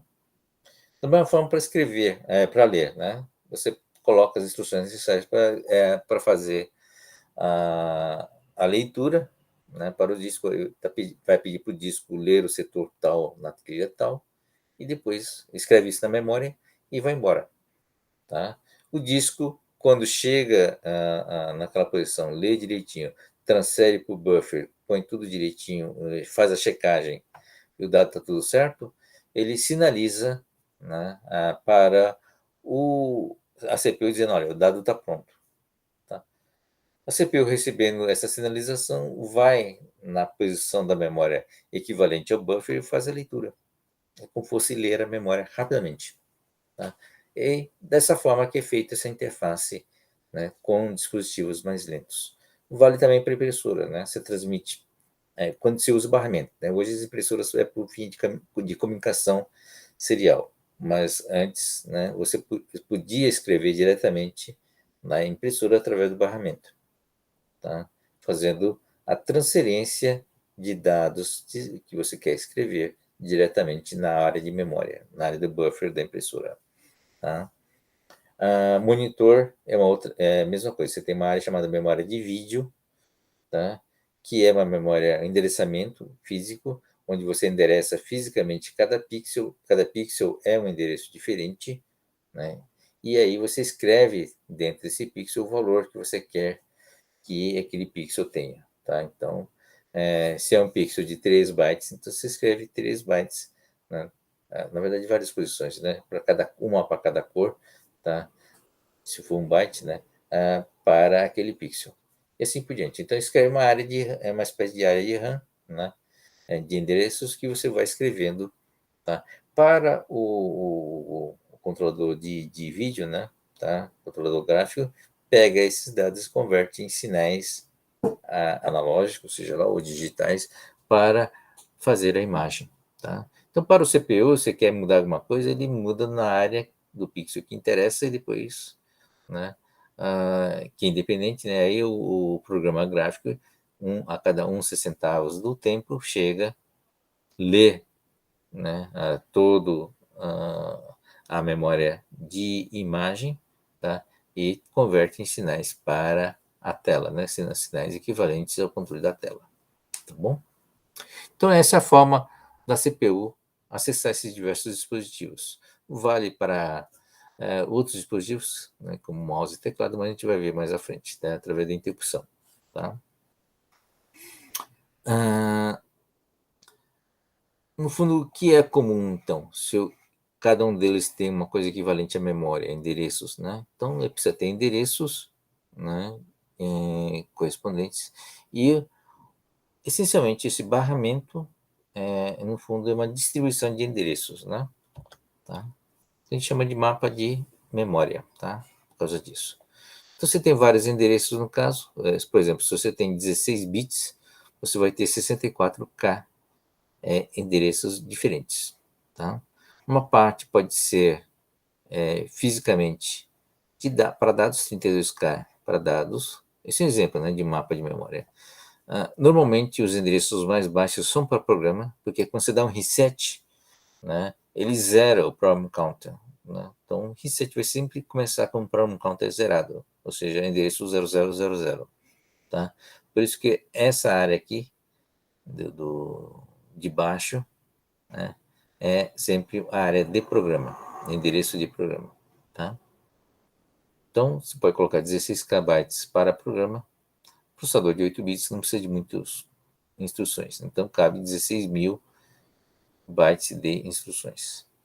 E reservar 16 KB para dispositivos, tá?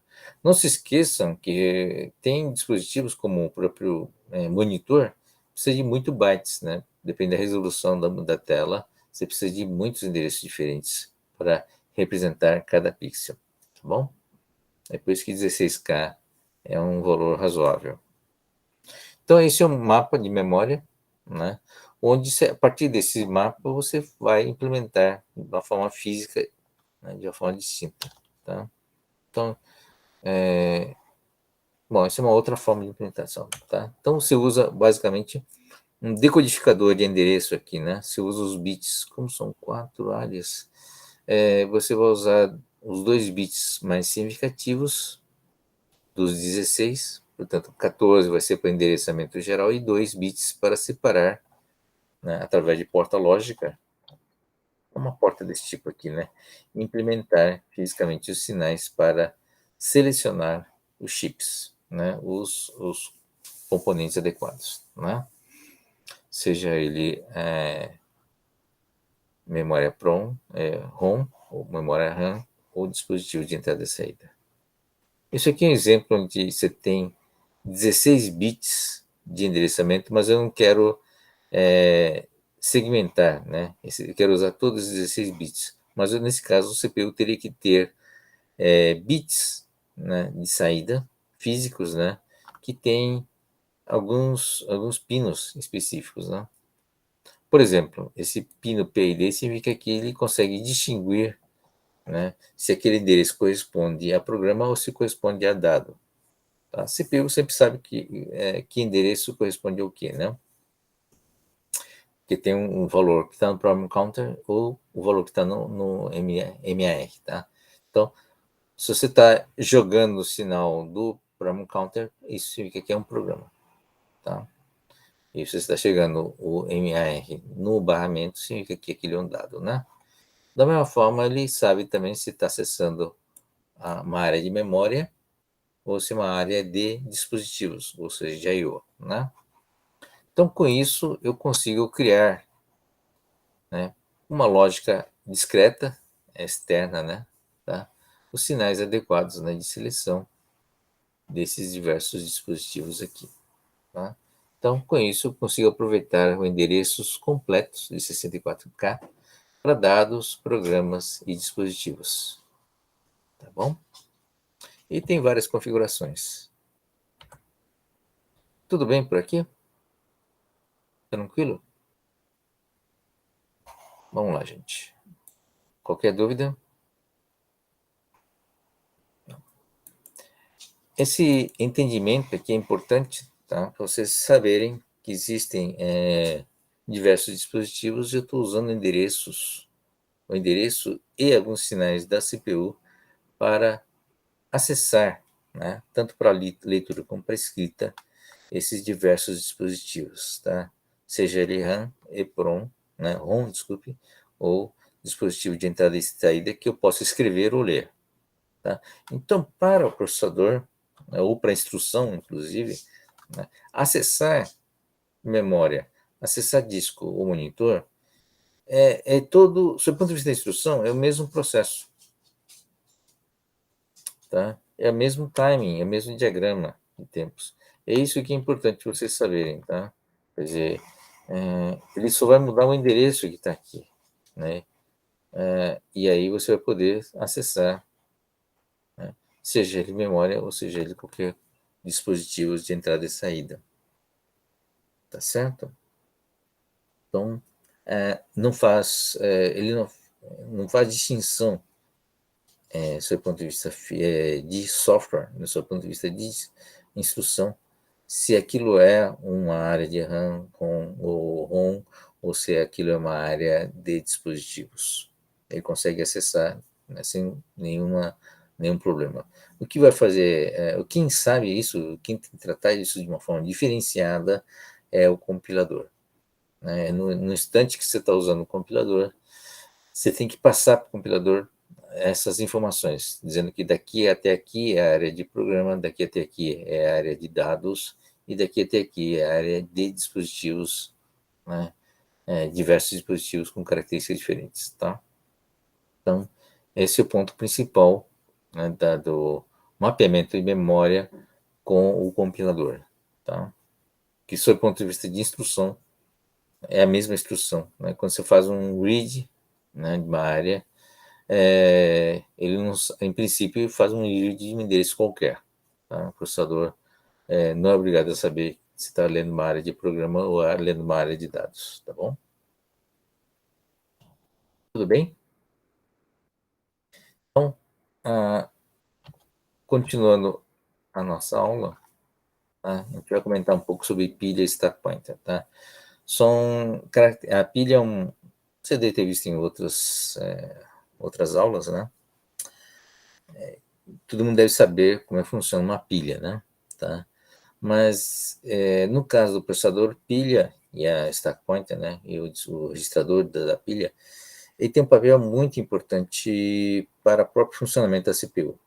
Tá? A gente vai explicar isso a partir desses slides aqui, tá? Então, uma pilha, no caso é uma pilha de endereço zero, né, que só cresce, tá? Você tem pilhas que fazem o contrário, né? Começa com endereço alto e vai decrementando, tá? Tem um problema, tem um tamanho que não é determinado e tem a característica de você ir escrevendo, né? Quer dizer, para o stack pointer, que é o apontador da pilha, ele vai apontar sempre para a casa vazia, né? tá? Então, ele vai colocando os dados, né? E, desculpe, vai apontar, depende, vai para inserir a pilha, tá? Então, para inserir a pilha, vai apontar sempre para o último dado, na verdade, tá certo? Então, imagine esse conteúdo. Stack point significa apontador de pilha, né? Quer dizer, está apontando para o topo da pilha. Para você colocar um dado novo na pilha, né? Você incrementa o stack pointer, incrementa o endereço e depois coloca o dado novo aqui.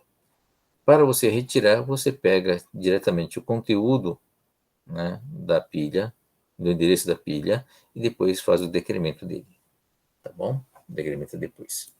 Esse é o funcionamento das instruções de push e pop. Então, a grande vantagem, do ponto de vista do assembler, né, é que você não precisa especificar o endereço. O endereço já está dentro da pilha, tá? Dentro do stack pointer, que é um registrador especial, tá? Então, é um registrador que tem acesso ao barramento de endereço da memória, tá? E a partir desse acesso ao endereço, ele vai jogar ou não na pilha, né? A instrução. Então, o assembler não precisa saber qual é o endereço, tá? Simplesmente vai mandar inserir um determinado dado na pilha ou retirar um determinado dado da pilha, através dessas instruções push e pop, tá bom? Como é que ele é executado essa instrução? Tá bom? Então aqui está aqui o registrador especial, o stack pointer, é um desses registradores que consegue acessar diretamente o barramento de endereços, tá? Bom, então vou fazer uma instrução que é inserção na pilha, é um push, né, acumulador, quer dizer, põe o conteúdo do acumulador na pilha, tá? É bem simples, não tem outra informação, não preciso dar o endereço da pilha, o endereço físico, por exemplo, né? Então, porque o endereço já está dentro da pilha, está aqui do stack pointer. O fetch da instrução, né, e o soma do problem counter está aqui, o primeiro e o último ciclo, né, de máquina. E o ciclo aqui tem uma etapa a mais, né? O ciclo de instruções tem um ciclo de máquina a mais, tá? O primeiro ciclo aqui da máquina, na parte de instrução, é usado para fazer o incremento do stack pointer, né? Não se esqueça aqui, ó, para inserir na pilha, push, né? Eu tenho que primeiro incrementar o endereço, né? Então, ele vai incrementar o stack pointer, tá? Fez a mesma coisa, bloqueia o barramento do A, né? Para não entrar o conteúdo do acumulador. Coloca o conteúdo do stack pointer desse P aqui nesse barramento verde, que é o B, tá? Faz o incremento, comanda a ULA para fazer o incremento, e depois, estando no barramento C, eu faço uma cópia, né, do barramento C para o stack pointer. Né? Converto, né, da via de dados, desculpe, barramento C para o stack pointer, está aqui. Última etapa. Uma vez que eu fiz o incremento do stack pointer, agora eu vou fazer a leitura externa, né? Que é colocar o conteúdo do stack pointer na via de endereços externa e o conteúdo do acumulador na via de dados também externa. Faço o comando de escrita para a memória e depois só isso, né, na verdade, né? O resto é por conta da memória, né, fazer a transferência da via de dados para o seu registrador interno. Tá? Então, esse é um exemplo de uma instrução de assembler que não tem outros parâmetros, né, que não seja, porque o próprio endereço já está fixo aqui, né, dentro do próprio registrador de stack pointer. Qual a importância do stack pointer para o hardware? Tá?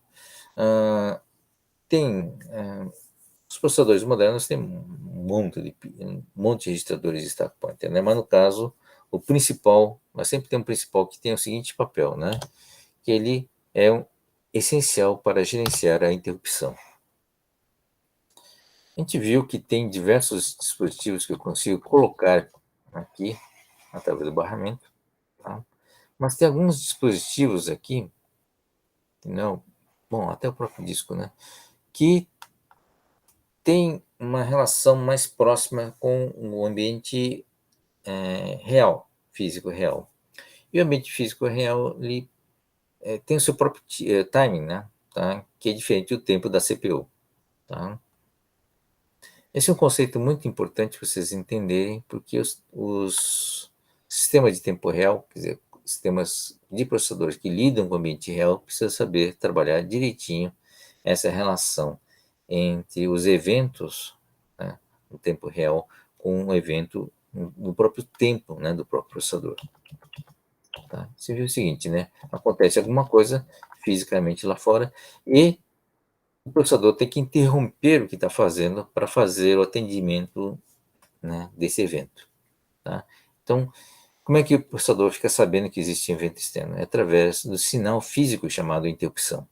Tá? Então, a interrupção é uma solicitação, né, assíncrona, ou seja, não é sincronizada com o processador, é um evento que pode acontecer em qualquer tempo, tá? Que é sinalizado por esses dispositivos externos que requer atenção da CPU, ele requer um tratamento especial por parte do processador. Tá? Que interrupções são essas? Relógio, teclado, mouse, né? São diversos eventos. Relógio, por exemplo, é interessante, né? Que vem a interrupção de relógio, tá? Eu tenho que aproveitar essa interrupção para fazer o incremento do tempo, né, do relógio interno, tá? Então, normalmente é um sincronismo, quer dizer, normalmente é um sinal que vem a cada 1 segundo, por exemplo, né? Tá? Vem através do clock externo, né? Tem um gerador de sinal externo. A partir desse gerador de sinal de 1 segundo, ele chega e incrementa seu relógio interno, os valores internos, tá? Para isso, eu tenho que interromper o que eu estou fazendo, fazer esse tratamento e depois continuar, né, o meu tratamento, tá? Então, teclado, mouse, tudo isso aí são eventos externos, tá?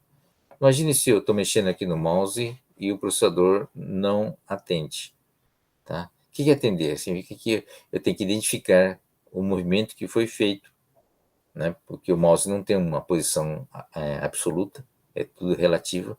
Então ele conta o número de pulsos que foi feito no horizontal e na vertical e conclui qual é a nova posição, tá?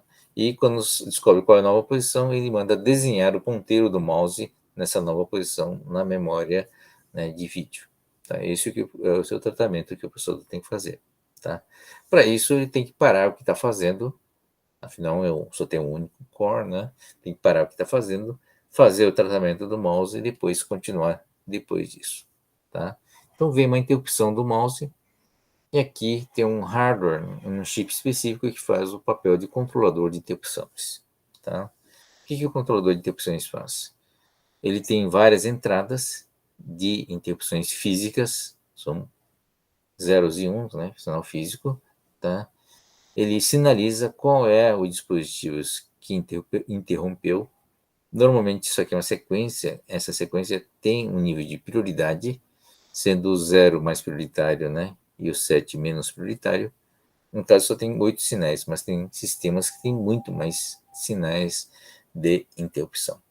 Então, veio essa interrupção, tá? Ele pega tudo isso aqui e traduz num único sinal de interrupção, tá? Para o processador. Tá bom? Então, imagine que sejam. Aqui tem 8, mas imagine que seja uma dezena, né? E ao receber essa interrupção, o processador ele vai ler, vai fazer uma ação de leitura diretamente desse chip. Quer dizer, vai colocar o endereço do controlador de interrupção e o controlador de interrupção, se você mandar o sinal de leitura, ele vai jogar um valor aqui, né, no barramento de dados. Que valor ele vai colocar? Vai colocar qual é a interrupção que interrompeu. Tá? Então, ele vai colocar primeiro interrupções mais prioritárias. Mesmo que tenha várias interrupções simultâneas, e acontece isso, né? Tá? Porque às vezes o processador demora para atender e depois, nesse tempo de demora, aconteceram outras interrupções. Tá? E aí ele vai colocar o mais prioritário aqui no dado, né? E uma vez recebendo esse dado, o processador vai dar o acknowledge, né? Esse A é de interrupt acknowledge, quer dizer, reconheço aquela interrupção. Reconhecendo aquela interrupção, ele tira da lista, né? Tá? ele zera e deixa ali para guardar o próximo pulso. Tá bom? E assim que funciona a relação entre o controlador de interrupção e o processador.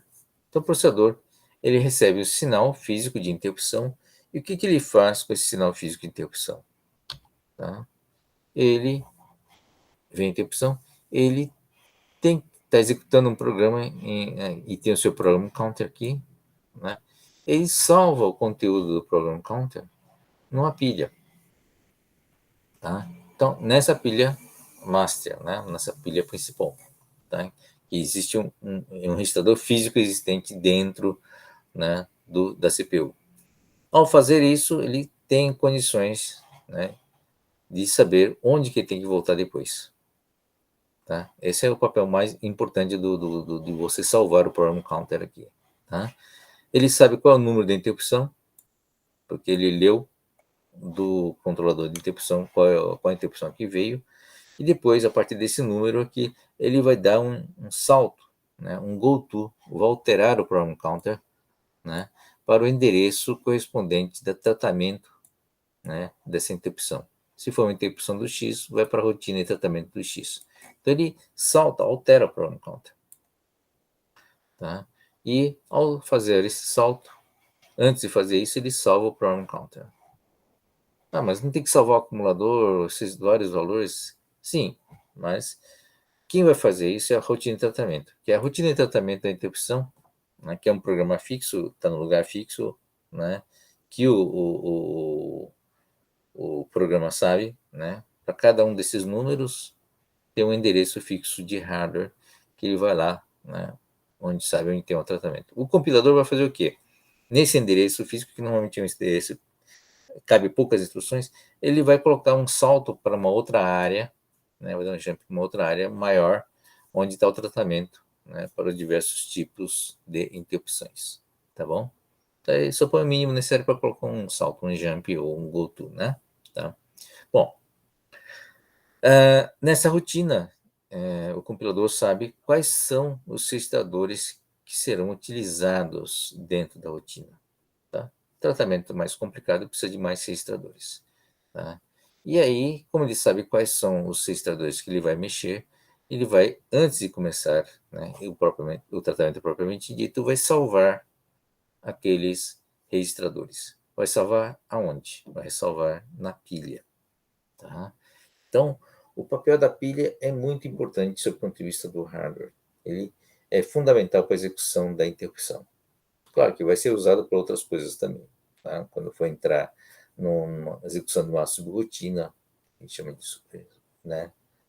Execução, não só de tratamento de interrupção, mas execução de qualquer outra tarefa que você interrompe o processador para fazer outra coisa, né? Fazer a preempção, fazer outras coisas que do domínio do sistema operacional também é utilizado a pilha. Tá? Mas especificamente para tratamento de interrupção, foi desenvolvido para o tratamento de interrupção porque ele é fundamental para o processador. Tá? Tem os eventos externos, que são assíncronos, e tinha que haver uma forma de atender esses eventos assíncronos sem perturbar, né, sem bagunçar a execução do computador. Tá? São eventos onde você não pode ficar esperando a aplicação terminar para ir atender. Tá? Você podia ter deixado um sinalzinho, uma variável, por exemplo, onde se está alterado, significa que depois da execução da aplicação ele vai fazer um tratamento especial. Mas ao fazer isso, o evento pode ter perdido a oportunidade de fazer o tratamento daquele evento. Por isso a interrupção é importante que ele interrompa efetivamente o fluxo do programa, da execução do programa, para poder fazer esse atendimento. E para poder fazer esse atendimento, tem que ter uma pilha. Tá? Então essa pilha serve para você salvar o program counter, para você poder voltar depois ao ponto de execução, e salvar também o contexto, né, daquele programa. Tá? Isso vai salvar aquilo que o próprio tratamento vai mexer. O tratamento sabe onde vai mexer. Né? Quer dizer, ao compilar, o compilador sabe quais são os registradores que estão sendo utilizados. E aí você vai fazendo um push de cada um desses itens que, antes de começar a executar o programa, você vai fazendo os push. fez a execução do programa, terminou a execução antes de sair e vai fazer o POP, que é recuperar, né, na mesma ordem que você colocou na pilha, você faz uma ordem inversa, né, tá, para desempilhar, e o último a ser desempilhado vai ser o problem counter, tá bom? E aí volta a execução. Quando você tem um bug de software, que você erra na sequência dos push ou do pop, ou você esquece de colocar, né, fazer um pop a mais, por exemplo, né, você deixa um bit, um byte a mais na pilha. Ou seja, à medida que você vai fazendo tratamento, você vai acumulando, né, um, um elemento a mais na pilha. De repente até não faz, não tem efeito, digamos, prático, mas de repente a pilha vai crescendo até chegar a um limite físico e estoura a pilha, né? E aí aquela famosa tela azul, né? Os processadores mais antigos, lógico, não era só um problema do Windows, ou não só um problema de software, né? Nos processadores antigos, você não tinha muitas pilhas, né, para você poder trabalhar, né? Então tinha hoje você tem várias pilhas, né? Tem a pilha da aplicação, tem a pilha do sistema operacional, você tem como administrar diferentes pilhas, tá? Mas na época era uma pilha só para o sistema operacional e para a aplicação. Então, se a aplicação fazia alguma bobagem, você não tinha mais como o próprio sistema operacional se recuperar, né, de um estouro de pilha, tá bom? Aí o programa inteiro, imagina uma catástrofe desse tipo, né? Estoura a pilha, você não tem como recuperar o endereço de retorno, trava a execução, inclusive do sistema operacional, tá bom? Claro que à medida que foi evoluindo os processadores, você foi incorporando pilhas diferentes para funções diferentes, né? Pilhas reservadas para aplicação, pilhas reservadas para área de dados, assim por diante. Tá bom? É isso. Alguma dúvida, gente? Em cima da hora? Nas próximas aulas a gente vai ver um pouquinho mais sobre as instruções em Assembler, tá? Então, o nosso objetivo com essa aula, né, principal foi mostrar, né, a relação, primeiro, né, esse diagrama explica bem, tá? A relação de como os processadores são executados, instruções são executadas a partir do microprograma, tá? Gerando os sinais adequados aqui, fisicamente, e a partir dos bits que vêm do IR. São os bits correspondentes ao endereço do microprograma. Do ponto de vista de interpretação, esses bits correspondem a um programa em Assembler. Tá bom?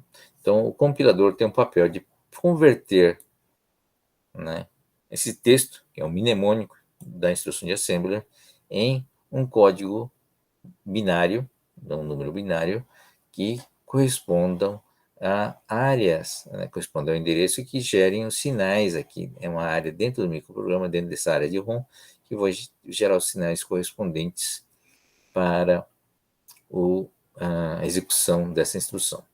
Tá?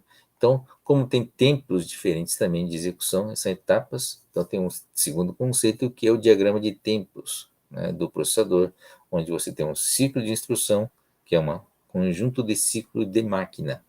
Tá? Então, o clock determina o andamento do ciclo de máquina, e uma instrução pode ter vários ciclos de máquina, né? E as etapas de uma execução são traduzidas aqui, né? O principal deles é o fetch, né? E a execução da instrução propriamente dita, e depois o incremento do problem counter. São as três etapas, né? São três ciclos de máquina que compõem um único ciclo de instruções. Dependendo da instrução, a gente viu no caso do push e do pop, né? Você pode ter vários ciclos internos, né? Vários ciclos de máquina para fazer uma instrução. Então, o ciclo de instrução, no caso do pop ou do push, consiste em 4 ciclos de máquina, né? Além do fetch e do incremento problem counter, você tem mais 2 no meio para a execução própria da instrução, tá bom? Então, temos o diagrama de tempos, né? Temos o papel do microprograma, temos o diagrama de tempos, tá? E o último é o endereçamento, né? O mapeamento de endereço, que a partir desse processo de endereçamento, que é físico também, você tem a relação entre processador e memória, onde a memória vai entregar dados e programas, tá?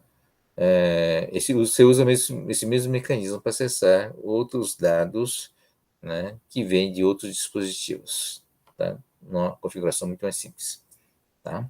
E o papel da interrupção, para lidar com dispositivos assíncronos, né? Aqui não está, mesmo que não é como isso aqui, é impossível, né? Nesse processo de barramento, você não pode misturar isso com os processos assíncronos. É por isso que você tem a interrupção, né? O papel da interrupção são sinais assíncronos vindo de dispositivos assíncronos, né? E que permite ter um tratamento por parte do processador, né? Com o uso das pilhas, tá bom? É isso, gente. A gente continua na próxima aula. Deixa eu só interromper a gravação.